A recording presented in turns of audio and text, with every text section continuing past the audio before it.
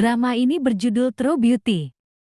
Lim Jukyang, siswi sekolah menengah berusia 18 tahun, sebenarnya adalah anak yang ceria walau sedikit lambat dalam menangkap pelajaran, tapi teman-teman di sekolah merundungnya karena dia memiliki wajah dan penampilan yang buruk.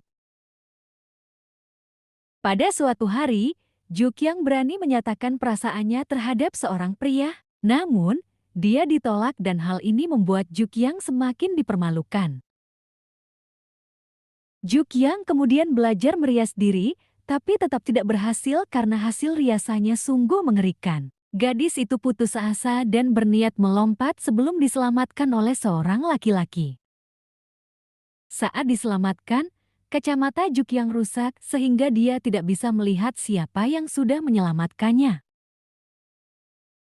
Di sisi lain, keluarganya mendapat masalah sehingga harus menjual rumah dan pindah ke rumah lamanya. Kabar menyedihkan ini terdengar sebagai kabar baik di telinga Jukyang. Pasalnya dengan begitu, dia bisa pindah sekolah dan keluar dari penyiksaan yang sudah tidak bisa lagi dihadapinya.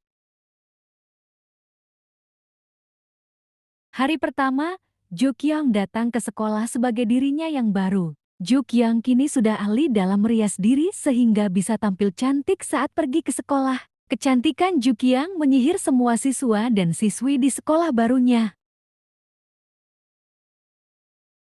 Di sekolah barunya tersebut, Jukyang berteman dengan Kang Sujin dan Choi Shuah. Kang Sujin adalah siswi yang cantik dan pintar, sementara Shuah cukup ceria dan lengket padanya. Di sekolahnya terdapat siswa yang populer bernama Lee Suhu, mereka berada di kelas yang sama.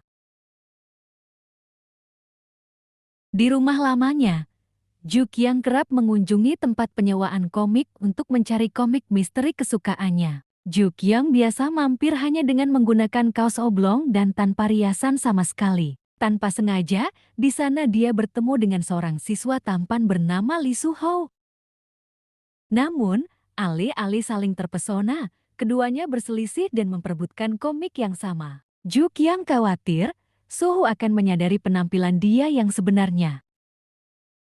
Suho adalah siswa yang tampan dan pintar. Dia idola di sekolahnya dan kerap mewakili sekolah ke perlombaan-perlombaan. Dia irit bicara, tapi ketika bertemu Jukyang di tempat penyewaan komik, sifat itu tidak terlihat sama sekali. Suatu hari, Han Seo-jun kembali ke sekolah. Seo-jun merupakan kebalikan dari Suho. Dia anak yang kerap membuat masalah dan terkenal berandalan.